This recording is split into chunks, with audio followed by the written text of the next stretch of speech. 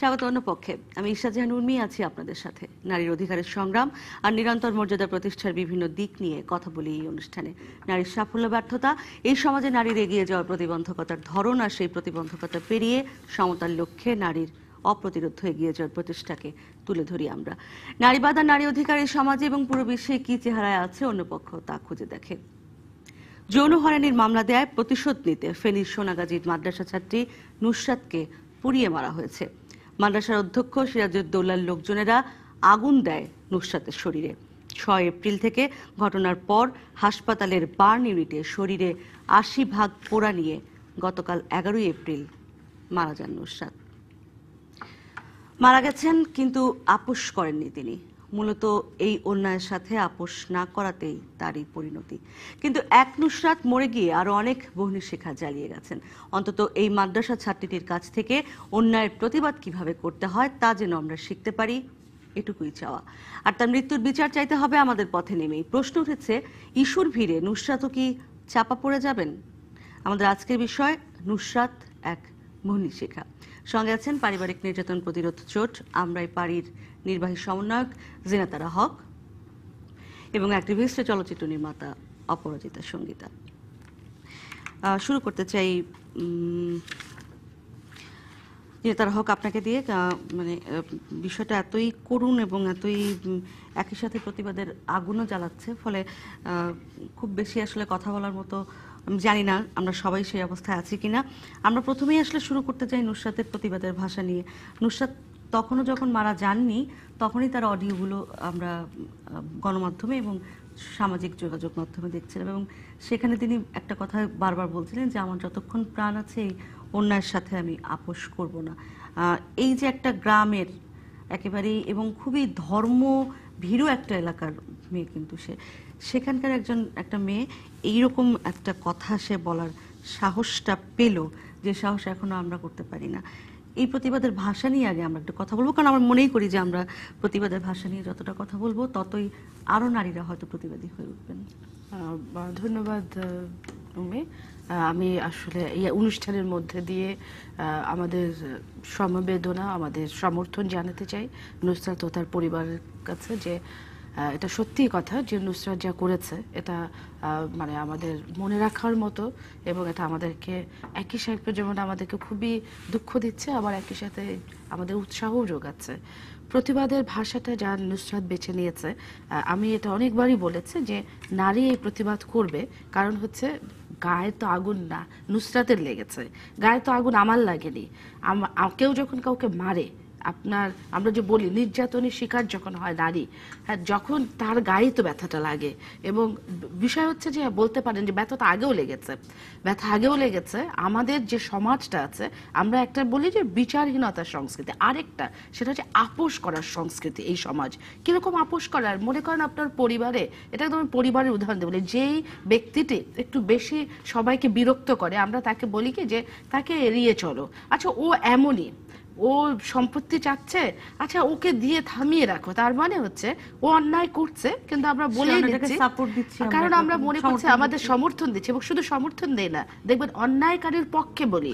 Culture of ডিনায়ালের মতো একদম হচ্ছে ডিনায়াল, এবং একই সাথে মেনে নেওয়ার জায়গাটাই এমন যে এবং আপনি যদি মেনে নেন, তখন আবার আপনাকে যে মেনে নেয় না, তুমি সবসময় ঝগড়া করো, আর কেউ তো বলছে না অন্য। এটা পরিবার থেকে আপনি কর্মক্ষেত্রে যে নারীটি, যে পুরুষটি প্রতিবাদ করে, ও একটু ঝগড়াটে, এভাবেই তো চলে আসছে যুগ যুগ, কারো তো কোনো সমস্যা হয়নি। এটা হচ্ছে আমাদের সংস্কৃতির অংশ, সমাজের অংশ, আমাদের এক ধরনের আপোষ করার, অন্যায়কে মেনে নেওয়ার এবং অন্যায়ের পক্ষে কথা বলার একটা সংস্কৃতি, কারণ এটা চলে আসছে। এখন আসলে নুসরাত কেন প্রতিবাদটা করেছে, আপনি দেখবেন যে যুগে যুগে প্রতিবাদ হয়েছে, এবং নুসরাতের মতো মেয়েরা ওই জোয়ানা পার্ক থেকে আগুনে পুড়ে এদেরকে মারা হয়েছে, এবং কখনো ডাইনি বলে, কখনো ও ধর্ম। ভাগ্যিস নুসরাত বোরখা পড়েছে, বোরখা না পড়লে তো সবাই এটাই বলতো যে ওর তো মরারই কথা। হ্যাঁ, এখন এটাও বলতে পারছে না, বিভিন্ন যুক্তি দিয়ে এদেরকে পুড়িয়ে মারা হয়েছে। এবং বিষয় হচ্ছে নুসরাতেরটা মরে গেছে দেখে সামনে এসেছে, আমার কাছে এরকম আরো হাজারটা কেস আছে। আমি বলতেই চাই 3 দিন আগে বিরলের মাধবদীতে একটি মেয়ে যে ব্র্যাক স্কুলের টিচার, তাকে তার মুখে ইউনিয়ন পরিষদের চেয়ারম্যানের ভাই তাকে রেপ করতে গিয়েছে। যখন সে চিৎকার করেছে, লোকজন এসে তাকে ধরেছে, তখন তাকে রেপ করতে পারেনি। ইউনিয়ন পরিষদের চেয়ারম্যান এসে তাকে মেরে তার মুখে কীটনাশক ঢুকে তাকে মেরে ফেলেছে। এখন পর্যন্ত কেসটা থানায় নেয়নি। এরকম ঘটনা কত জানতে মানে চান? এমনকি নোটেডও তো না, মানে আমরা তো পাইও না। আমাদের কাছে আছে, কারণ একটা লোকাল পত্রিকায় এসেছে, কিন্তু এরকম কত নোটিশ ছাড়া ঘটনা আছে আমাদের হাতে। এখন বিষয়টা হচ্ছে যে এরকম ঘটনা ঘটছে এবং মেয়েরা প্রতিবাদ করছে, কিন্তু জায়গাটা হচ্ছে আশেপাশে লোকজন কি করছে। আর আরেকটা বিষয় হচ্ছে যে আমরা যে বলছি প্রতিবাদ তো আমি করছি, কিন্তু আমাকে শেষ পর্যন্ত গিয়ে কে সার্ভিসটা দেবে? সমাজে দু ধরনের ব্যবস্থা থাকে। একটা হচ্ছে যে আপনার আমি কি মাথার মধ্যে, মগজের মধ্যে কি ভাবনা নিয়ে বেড়ে উঠছি। যেমন আমরা সমাজ বেড়ে উঠছে নারী কিছু পারে না, নারী দুর্বল, নারীকে মারাই যায়, এটা হচ্ছে সমাজের ভাবনা, এটার বিচার হয় না। বিচার হয় কোনটা? যখন সে প্রাতিষ্ঠানিকভাবে এই আচরণ প্রতিফলন ঘটায়। সে কারণে রাষ্ট্র, আইন, বিচার ব্যবস্থা সব সময় সিস্টেমে দিয়ে, পলিসিতে দিয়ে পজিটিভ হবে, মানবাধিকারের পক্ষে বলবে। কারণ সমাজ পিছিয়ে থাকতে পারে, প্রাতিষ্ঠানিক আইন নীতিমালা পিছিয়ে থাকে না। কিন্তু দুঃখজনক আমাদের দেশে আইনে কি আছে কোনো ঘটনা না, যে ভাবনাটা বিরাজমান তারই প্রতিফলন প্রাতিষ্ঠানিকভাবে হচ্ছে। অপরাজিত সঙ্গীতা, আপনারা যারা সোশ্যাল মিডিয়াতে এবং রাজপথে মিছিলে থাকেন, তারা এই প্রতিবাদের ভাষাটিকে কিভাবে বিশ্লেষণ করবেন? মানে আমি আসলেই তার যেই চিঠি, তার যেই বক্তব্য, এগুলো মনে হয় বিশ্লেষণের দাবিই রাখে। কারণ আসলেই আমি বলছি যে নুসরাত এক বহ্নিশিখা, আসলেই তো আগুনের মতো। মানে অনেক ঘটনা ঘটে যেগুলো সামনে আসে না, কিন্তু ও মানে নুসরাতের যে ভাষাগুলো ছিল, যেই ভঙ্গিটা ছিল তার কথা বলার, অ্যাম্বুলেন্সের মধ্যে সে যখন বলছে যে আমি অন্যায়ের সাথে কি জীবন থাকতে আমি প্রতিবাদ করে যাব, এটা তো আসলে একটা বিরাট ব্যাপার, যেটা আসলে আমরা আসলে এই শহরে বসে থেকে অনেক সুবিধার মধ্যে থেকেও বলতে পারি না। কি মনে করেন? মানে এইটাকে আমি একটু বিশ্লেষণ বারবার করতে চাই। ধন্যবাদ আপনাকে। নুসরাতের ক্ষেত্রে যেটা হয়েছে, আমি প্রথমেই ধন্যবাদ জানাইতে চাই তার পরিবারকে। কারণ আমাদের, আমি মনে করি আমাদের প্রতিবন্ধকতার ক্ষেত্রে প্রথম বাধা হলো আমাদের পরিবার। আপনি যখন কোনো একটা কিছুতে প্রতিবাদ করতে যাবেন, প্রথমেই আপনাকে পরিবার থেকে বাধা দিবে। আপু যে কথাগুলো বললেন যে সবার সাথে তো হচ্ছে না, তোমার সাথে কেন হয়, তুমি কেন এভাবে বলছো, এটা আপোষ করো, এটা মানিয়ে নাও। মেয়েদের একটা কথা খুবই শুনবেন, বিশেষ করে গ্রামে, যে মেয়েদেরকে একটু মানিয়ে চলতে হয়। এটা আমরা সব, বিশেষ করে গ্রামে এটা বেশি শোনা যায়, শহরের চেয়ে গ্রামে এটা বেশি শোনা যায়। সেই জায়গাতে গ্রামে থেকে নুসরাতের পরিবার যে তার পাশে দাঁড়িয়েছে এবং মামলার বাদী ছিল নুসরাতের মা, তো সেখানে যে যে প্রতিবাদ করেছে, তো এটা আমার কাছে মনে হয় যে খুব গুরুত্বপূর্ণ। হ্যাঁ, খুব গুরুত্বপূর্ণ একটা ব্যাপার যে তারা তার মেয়েকে শুরু থেকে তার পাশে ছিল, শেষ পর্যন্ত পাশে ছিল। তো এটা আর কি, যে আরেকটা কথা যেটা আপু বললেন যে যার মানে আগুন তার গায়ে লেগেছে, এই জন্য ব্যথাটা তার গায়ে। আপনি দেখবেন যে একটা প্রবাদ প্রচলিত আছে, যার ঘা তার ব্যথা। তো আসলে ব্যাপারটা এরকম যে তার গায়ে লেগেছে, আর সেই কারণেই তার প্রতিবাদের ভাষাটা আমরা দূরে থেকে আসলে এটা বুঝতে পারবো না। আমরা হয়তো আহাহু করতে পারবো, আমরা এখানে বসে তার জন্য দুটো কথা বলতে পারবো, কিন্তু ওই মেয়েটা যে 108 ঘন্টা মৃত্যুর সাথে যে পাঞ্জা লড়লো, সে যে যন্ত্রণাটা ভোগ করলো, সে যে এক ফোঁটা পানি চেয়ে মানে তার বাবাকে বলেছিল যে আমাকে চুরি করে হলেও একটু পানি দাও। তো এই যে যন্ত্রণার জায়গাটা, তো নুসরাত আসলে, নুসরাতের কাছ থেকে আমাদের শিক্ষা নেওয়ার আছে। আমাদের নুসরাতকে শেখানোর কিছু নেই, আমরা নুসরাতের কাছ থেকে শিক্ষা নিয়ে যে কিভাবে প্রতিবাদ করতে হয়, একরকম নুসরাত মরে গিয়ে আমাদের সেটা শিখিয়ে দিয়ে গেল বলা যেতে পারে। আসলে কি আমরা কতখানি শিখলাম জিনাতারা হক, আমি মানে আপনার দৃষ্টি আকর্ষণ করতেই চাই। আমরা গত কয়েকদিন ধরে দেখছি প্রিন্সিপালের পক্ষে সিরাজউদ্দৌলা, তার পক্ষে মানববন্ধন মিছিল, এবং সেই মিছিলে প্রচুর নারীর মুখও আমরা দেখতে পাই। আচ্ছা, আমার কাছে পুরো ঘটনাটাতে যেটা মনে হয়েছে, নুসরাতের গায়ে আগুন দেওয়া হয়েছে কারণ হচ্ছে যারা নুসরাতের বিরুদ্ধে দাঁড়িয়েছে তারা জানে বাংলাদেশে ও যদি, মানে আমি বলবো যে লোকটা দুর্ভাগ্য, সিরাজউদ্দৌলা নুসরাত আগুন লাগার পরও এই কথাগুলো বলার জন্য বেঁচে ছিল। কারণ 75% বার্নে বেঁচে থাকার কথা না। আগুন লাগানো হয় কেন জানেন? এরকম অনেক কেস আছে আমাদের, আগুন লাগিয়েছে কারণ প্রমাণ নষ্ট করার জন্য, এবং যে যারা তাকে অ্যাটাক করেছে তারা ছিল বোরখা পরা, তার মানে আপনি যদি নুসরাত যদি টেস্টিমনি না দিতে পারতো কারা তার গায়ে আগুন লেগেছে এটা প্রমাণ করা যেত না। নুসরাতের আগুন লাগে যদি মারা যেত ওর আলামত সংগ্রহ করা যেত না। 2 নম্বর। 3 নম্বর, দেখেন যে লোকের বিরুদ্ধে আজকে অভিযোগ তার বিরুদ্ধে কতগুলো মামলা আছে এবং প্রতিটা মামলায় একটা বড় মামলা সে জামিন পেয়েছে। যৌন হয়রানির যে ঘটনাটি সেটাতে কিন্তু তার কোনো মান সম্মান যায়নি।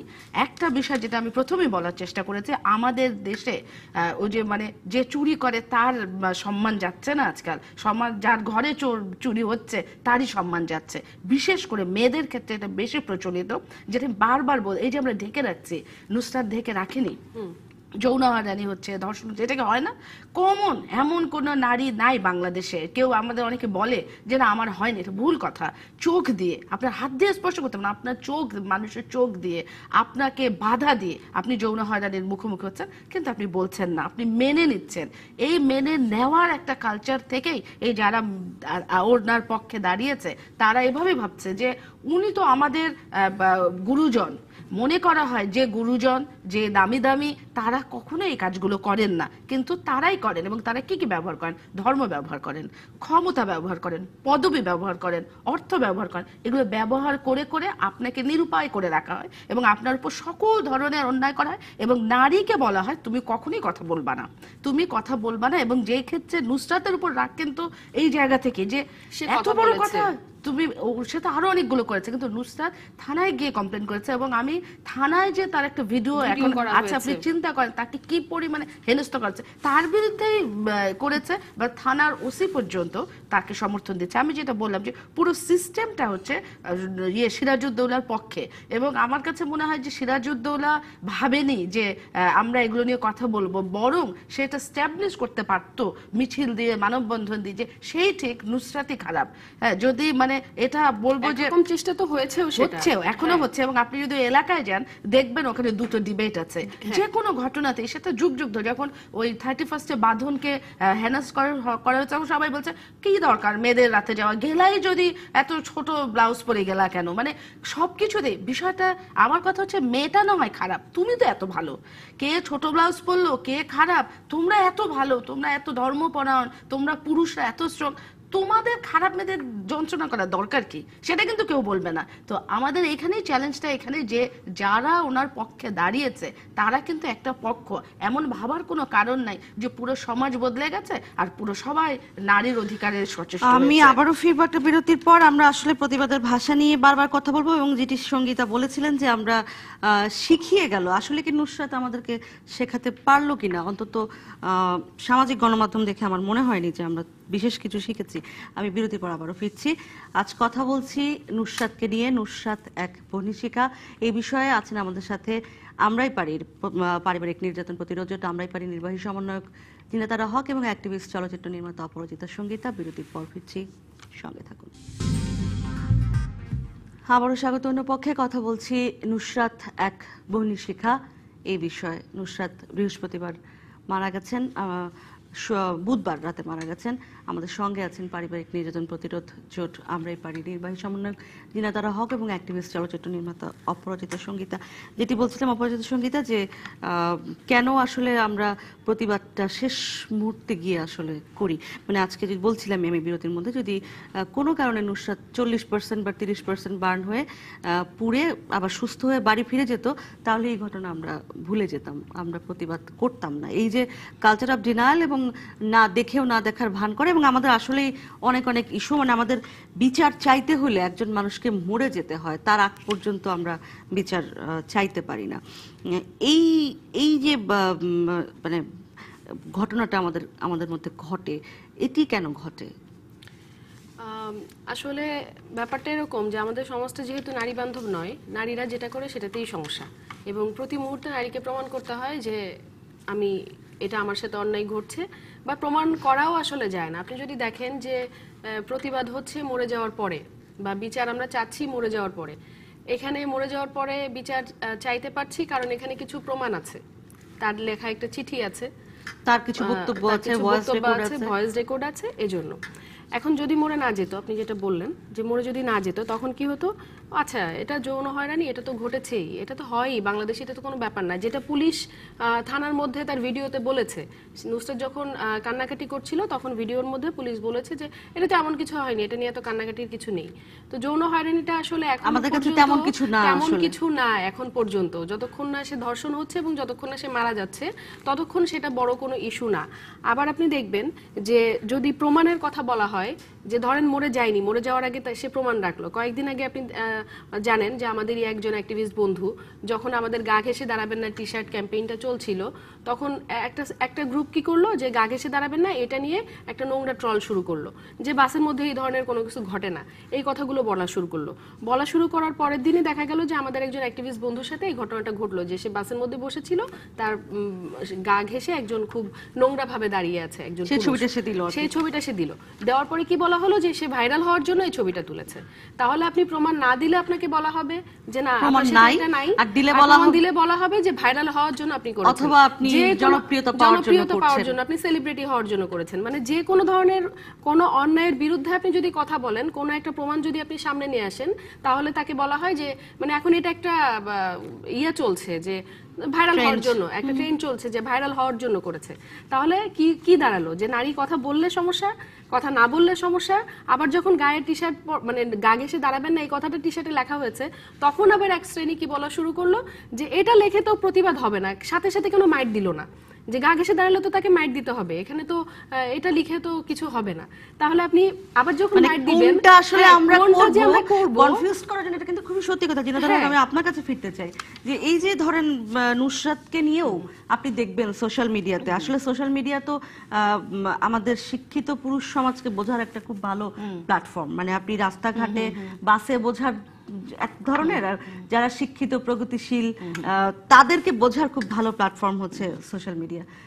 দেখেন এই বিষয়গুলো, যে নুসরাতকে নিয়েও কত ধরনের, মানে কেন প্রতিবাদ করছে না, কারা কারা করছে না, সেই বিষয়গুলো আসছে। যতটা না আসছে নুসরাতের এই ঘটনাটার প্রতিবাদ হোক, সিরাজউদ্দৌলার ঘটনাগুলো, অপকর্মগুলো আসুক, তার থেকেও বেশি আসছে নারীবাদীরা কেন প্রতিবাদ করছেন না, এনজিওরা কেন প্রতিবাদ কি করছে, হ্যাঁ না, তারা এনজিওরা কোথায়? কেন প্রতিবাদ করছে না, মাঠে যারা থাকেন, যারা নারীদেরকে নিয়ে কাজ করেন, তারা কেন প্রতিবাদ করছে না। মোট কথা পুরো বিষয়টাকে এক ধরনের একটা মানে কনফিউজিং জায়গায় নিয়ে যাওয়ার জন্য কাজ করে। একটা বিষয় হচ্ছে যে প্রতিবাদ বলতে কি বোঝায়, যারা বলছে প্রতিবাদ করছে না তারা কি ভেবেছে প্রতিবাদ মানে কি, আমরা এখন কি আগুন লাগিয়ে দিব সব জায়গায়, আমরা সারাক্ষণ রাস্তায় বসে থাকবো? হ্যাঁ, এটা আমাদের প্রতিবাদের চাকরি। একটা বিষয় বুঝতে হবে, প্রতিবাদের অনেক ভাষা, প্রতিবাদের অনেক ভাষা আছে। যে হয়তো এমন নারী আছে সে প্রতিবাদ করে, কিন্তু সে প্রতিবাদ করার জন্য তার মনে হয় না যে সে কোনো মানববন্ধনে যাবে।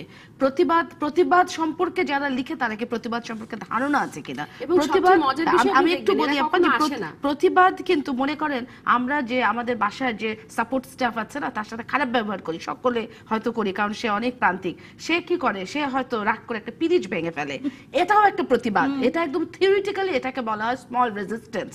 এটা স্কটের একটা থিওরি আছে, এখন হচ্ছে মার্কসিস্ট থিওরিতে বলে প্রতিবাদ মানে সংঘবদ্ধ হতে হবে, প্রতিবাদ মানে এটাকে অনেক ভিজিবল হতে হবে। কিন্তু আবার post modernist theory, feminist theory, post modernist feminist থিওরিতে বলে যে প্রতিবাদ আপনি ব্যক্তি হিসাবে আপনার জায়গা থেকে, আপনি একটি পোশাকের পরে, আপনার এটা হচ্ছে আপনার মনস্তত্ত্বের ব্যাপার, আপনি এটা প্রতিবাদ হিসেবে গ্রহণ করেছেন। যেমন সবাই বলছে গা ঘেঁষে দাঁড়াবেন না, এটা একটি প্রতিবাদ।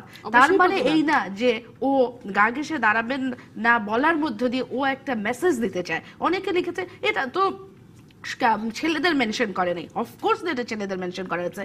এটা যৌন হয়রানি যারা করে তাদের বিরুদ্ধে যারা ক্যাম্পেইনটা করেছে তারা এই মেসেজটা নিয়েছে। ওরা সকলকে নিয়ে দাঁড়ায় নেই, এটার জন্য 500 জন লোক নিয়ে গেঞ্জি পারি, তিনটি মেয়ে তিনটি গেঞ্জি পরে দাঁড়িয়েছে, তারা বলেছে তাতেই বিষয়টা হচ্ছে, আমি সবসময় বলবো এটা প্রতিবাদ খুবই অ্যাক্টিভ ইফেক্টিভ হয়েছে, এই কারণে আগুন লেগেছে। তো এটি আমরা চাই, এটা যারা প্রতিবাদ করে তাদেরকেও ভাবতে হবে। আবার আমরাও মাঝে মাঝে যারা প্রতিবাদ করি আমরাও খুব কনফিউজড হই। আমি জানি অনেকে বলে আচ্ছা মানবাধিকার কর্মীরা নাই, নারীবাদী নাই, দরকার নাই তো, সে আছে, সে তার জায়গায় আছে। আমাদের সিনিয়র নেত্রীরা যারা আমরা, তারা যদি এতদিন আন্দোলন না করতো, আমি জিনাত, আপনি উর্মি, আপনি সঙ্গীতা এখানে থাকতেন না। এখন তাদের মাঠে দাঁড়ানোর দরকার নেই, আমরা আছি তো। আবার আপনি মাঠে আছেন দেখে আমার থাকতে হবে তা না, আমি হয়তো আরেক জায়গায় আছি। আমাদের যেটা করতে হবে, আমি সবসময় বলি সংহতি এবং সমর্থন।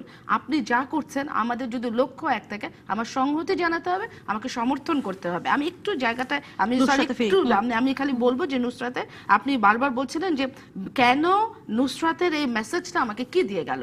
নুসরাতের মেসেজ অবশ্যই আমাদেরকে দিয়ে যাচ্ছে, কিন্তু বিষয়টা হচ্ছে যা আমাদের জন্য ভয়াবহ, বিচার ব্যবস্থা কি দিয়ে যাচ্ছে। বিচার ব্যবস্থার মধ্যে কি কি আছে? পুলিশ আছে, থানা আছে, বিচারের জাজ আছে, এরা আমাদের কি তৈরি?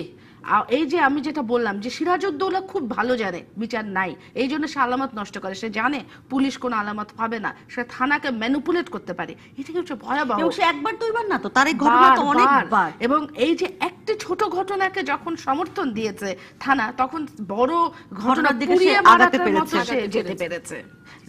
জেলে বসেও সে এটা করতে পেরেছে। আমরা একটু আবার প্রতিবাদে আসি। যারা আসলে মাঠে থাকার চেষ্টা করি, অনেকে আবার এরকমও বলেন দাঁড়ালেও তো একরকম, আবার না দাঁড়ালেও যে দাঁড়ালে মানে না দাঁড়ালে তো একরকম বলবেই, দাঁড়াচ্ছে না, আবার দাঁড়ালেও ওখানে দাঁড়ায় কি হবে, মানে এই কয়জন মানুষ ওখানে দাঁড়িয়ে কি হবে, এটা তো এবং যারা বলেন তারা কিন্তু আবার তারা কখনোই আসেন না, তারা শুধুমাত্র সোশ্যাল মিডিয়াতেই এই কথাগুলো বলেন, কারণ লিখতে খুব কম সময় লাগে। খুব কম সময় লাগে। একটা প্রতিবাদ, আমরা যেটা গতকাল বলছিলাম যে একটা প্রতিবাদ সমাবেশ করা বা একটা আয়োজন করা, যখন আমি কিছু মানুষকে নিয়ে কথা বলতে যাব, এটা একটা সময় সাপেক্ষ ব্যাপার। এটা ব্যাপারটা তো এরকম না যে বসলাম আর 2 লাইন লিখে ফেললাম। কিন্তু এরা কখনোই কোনো প্রতিবাদে আসবে না, শুধুমাত্র তারা ফেসবুকেই বিপ্লব করবে, সোশ্যাল মিডিয়ায় বিপ্লব করবে, আর পাশাপাশি হলো নারীবাদীদের দিকে আঙুল তুলবে, অ্যাক্টিভিস্টদের দিকে আঙুল তুলবে, এবং যেটা কি মানবাধিকার কর্মীদের দিকে আঙুল তুলবে, যেটা কি করছে এসি রুমে বসে এরা এটা করছে, টক শোতে বসে ওরা এটা করছে। এসি রুমে বসে তো তাও কিছু করছে, হ্যাঁ, অনেকে তো এসি রুমে বসেও করছে না। ওটা তারা তো কিছুই করে না, তারা না করে এসি রুমে বসে, তারা না করে রোদ বৃষ্টিতে ভিজে রাস্তায়, তারা কোথাও কিছু করবে না, শুধুমাত্র তারা আঙুল তুলবে এবং প্রশ্ন তুলবে। আপনার কি মনে হয়, আমি তো একটা বিরতিতে যাব, নুসরাত, আমরা যে বলছি নুসরাত এক বনি শিখা, আমরা যারা রাস্তায় যতটুকু আমাদের সাধ্যে কুলায় দাঁড়াই, আপনার কি মনে হয় যে এই মানে আসলে এই বনি শিখা বা এই আগুনটা আসলে ছড়াবে, নাকি আসলে অবশ্যই ছড়াবে, চাপা পড়ে যাবে? আমি সেটা কোনোভাবেই মনে করি না যে সুরভিরে এরা চাপা, হ্যাঁ আমাদের ইস্যু দেয়া যাবে না। আসলে আমাদের ইস্যু প্রবণ দেশ, আমাদের প্রতিদিন নতুন নতুন ইস্যু তৈরি হয়, যেটা ওই যে আমরা বলছিলাম যে গতকালও আমরা একটা ভিডিও দেখলাম যে ব্র্যাক ইউনিভার্সিটির সামনে একজন ভিডিও করছে, মেয়েদের বুকের অংশটা সে জুম করে করে ভিডিও করছে। তারপর যখন সে ধরা পড়ার পরে তারপরে মানুষ আশেপাশের অন্য লোকজনই আবার যে বলছে যে না আমাদেরই তো ভাই, ছেড়ে দেন। মানে এই যে অন্যায়কারী, ধর্ষক এবং নিপীড়কের পক্ষে লোকজন দাঁড়িয়ে যায়, এটা আছে, এটা থাকবে, কিন্তু আমাদের প্রতিবাদটা চলছে। এবং আমি মনে করি নুসরাতকে দেখে, ধরেন আমরা গতকাল একটা প্রতিবাদ ছিল শাহবাগে, সেখানে আমি অনেক নতুন মুখ দেখেছি, আজকেও আছে, আগামীকালও আছে। তো গতকাল আমি অনেক নতুন মুখ দেখেছি, অনেক নতুন মেয়েদের দেখেছি, এবং আমি দেখেছি যে বোরকা হিজাব পরেও গতকাল মেয়েরা আসছে প্রতিবাদ জানাতে। তো আমার মনে হয় যে এই যে নুসরাতের যে বন্যী শিখাটা, এটা তাদের মধ্যে ছড়িয়েছে এবং দিনে দিনে এটা আরো ছড়াবে। জিয়াদুর হক, আপনি যদি একটু ছোট করে বলেন আমার বিরতিতে যাওয়ার আগে, এই যে বলছিলেন সঙ্গীতা যে ইস্যু প্রবণ দেশ, হয়তো আজকে আগুনে পুড়িয়ে মেরেছে, কালকে আরো নৃশংসভাবে কোনো মেয়েকে মারবে, এবং তখন আমরা আবার, আমার কাছে এটা মনে হয় যে আমি সঙ্গীতার সাথে একমত না, ইস্যু হারিয়ে যায়। কেন হারিয়ে যায় জানেন? আমি যেটা বলবো, পুরো সিস্টেম ধরে আমরা এটাকে কোনো ফলো আপে রাখি না। আমাদের কাছে আমার কাছে আপনারা কি জানেন, ওই যে রূপা বাসের মধ্যে 5 জন মিলে তার মাথাটা ঘুরিয়ে দিয়ে মেরে বাস থেকে ছুঁড়ে মেরেছে, সবচেয়ে কম সময়ে তার পরিবার একটি রায় পেয়েছে, ছোঁয়া পরিবহনের বাসটি পেয়েছে। তারপরে কি হয়েছে? তারপরে হাইকোর্ট ওরা আপিল করেছে, বাসটি এখনো থানায় আছে। এই বর্ষায় বাসটি নষ্ট হয়ে যাবে, যেই নষ্ট ওই ভাঙাড়ির দোকানে দেওয়া ছাড়া ওই বাস নিয়ে পরিবার কিছুই করবে না। এবং হ্যাঁ, রূপা বিচার পেয়েছে নিম্ন আদালতে, উচ্চ আদালতে এখনো তো তার মানে আমরা কি বলছি, আমরা বলছি যে একটা বিচার অন্তত আমরা পেলাম, আমরা নিম্ন আদালতে পেয়েছি, বিষয়টা রায় হয়েছে। তার মানে আমাদের এই ফলো আপটা নেই, এবং এই ফলো আপটা করার দায়িত্ব কি আমাদের? ফলো আপের দায়িত্ব তো দরকার, ওই যে আমি বললাম সরকারের। বিষয়টাকে আমি এখান থেকে বলতে চাই যে সরকারের নারী ইস্যুতে অনেক বেশি সেন্সিটিভলি দেখতে হবে। সরকার যেমন এখন রাস্তাঘাটের উন্নয়নকে খুব গুরুত্ব সহকারে দেখছে, আজকে পদ্মা ব্রিজ হয়ে যাচ্ছে বাংলাদেশের মতো দেশে নিজের খরচে, একদমই নারী ইস্যুটাকে যদি সরকার গুরুত্বপূর্ণভাবে না নেয়, নারীর এই নির্যাতনের বিষয়গুলো আলাদা তদন্ত কমিশন না করে, এবং আপনার এই যে উকিল, বাংলাদেশের উকিল, আমি এই বিষয়ে বিরতির পরে ফিরবো। আইনি সহায়তা এবং বাংলাদেশের আইন ব্যবস্থায় নারীকে কিভাবে দেখা হয় সেই বিষয়গুলো বিষয়গুলো নিয়ে একটু কথা বলবো বিরতির পর। একটা বিরতি থেকে ফিরছি। কথা বলছি আজ নুসরাত এক বহিনী শিখা এই বিষয়ে। নিরাতারা হক এবং অপরাজিতা সঙ্গীত আমার সাথে আছেন। বিরতির পর ফিরছি, সঙ্গে থাকুন। আবারও স্বাগত। অন্য পক্ষে কথা বলছি নুসরাত এক বহিনী শিখা এই বিষয়ে। সঙ্গে আছেন পারিবারিক নির্যাতন প্রতিরোধ জোট আমরাই পারি নির্বাহী সমন্বয়ক নিরাতারা হক এবং অ্যাক্টিভিস্ট চলচ্চিত্র নির্মাতা অপরাজিতা সঙ্গীতা। আপনি বলছিলেন আমাদের বিচার ব্যবস্থার কথা, এবং আমরা তো জানি যে আমাদের পুরো কোর্টের যেই চেহারাটা সেটা মোটেই নারী বান্ধব না। আপনি বোধহয় বলতে চাইছিলেন যারা উকিল দাঁড়ান তাদের সম্পর্কে। আমরা শুধু কোর্ট তো আপনার একটা স্থানিক ব্যাপার, আমাদের আইনগুলো নারী বান্ধব কিনা, আমাদের প্রসেসগুলো নারী বান্ধব কিনা। অর্থাৎ একটি কেস কিন্তু কোর্টে গিয়ে হয় না, এটা সিনেমার মতো না যে 2 দিনে একটা কেস শেষ হয়। একটা ঘটনা যখন ঘটে সে থানায় যায়, সিস্টেমটা সবার জানতে হবে। থানায় যাওয়ার পর থানা সেটা তদন্ত করে, বাকে বাকে আপনার তদন্ত কর্মকর্তা কে, যে এসআই তদন্ত কর্মকর্তা, তার আপনার এইসব যৌন হয়রানি নারী ইস্যুতে তদন্ত তার কোনো আগ্রহ নাই। সে অনেক আগ্রহী খুনের কেস, মার্ডার কেস, চাঁদাবাজির কেস, ড্রাগসের কেস, এখানে টাকার খেলা, এইসব ইস্যু নিয়ে তাদের কোনো আগ্রহ নেই। নারী হয়রানি হলে তারা বরং একটু সস পায়। হ্যাঁ, এবং আপনি জানেন কিনা থানাগুলো চায় না, কেস নিতেই চায় না, বলে যে আপনারা নিজে মিটিয়ে ফেলেন। তারপর সেই কেস ডেট পড়ে, কোর্টে যেতে হয়, সাক্ষী লাগে, তারপরে চার্জশিট হয়, তারপরে তদন্ত কোর্টে যাবে কখন, যখন সে তদন্ত রিপোর্টটা দিবে। যদি সে বলে যে কিছু হয় নাই, ফাইনাল রিপোর্ট দেয়, তাহলে তো কেস হয়ে গেল, শেষ। তখন আপনি আপিল করবেন। কোর্টে যাওয়া, থানায় যাওয়া, কোর্টে গিয়ে লয়ার নেওয়া, এবং লয়ার আবার আপনার কেস যদি এখন হত্যা মামলা হয়েছে পুলিশি কেস হবে, কে লয়ার হবে জানেন? গভর্নমেন্ট পিপি বা লয়ার, যে সে গভর্নমেন্ট পিপি, সে আবার কে? সে হচ্ছে পলিটিক্যাল পিপি। যে যারা ঘটনা ঘটায় তারা সব সময় আশ্রয় নেয় পলিটিক্যাল দলের।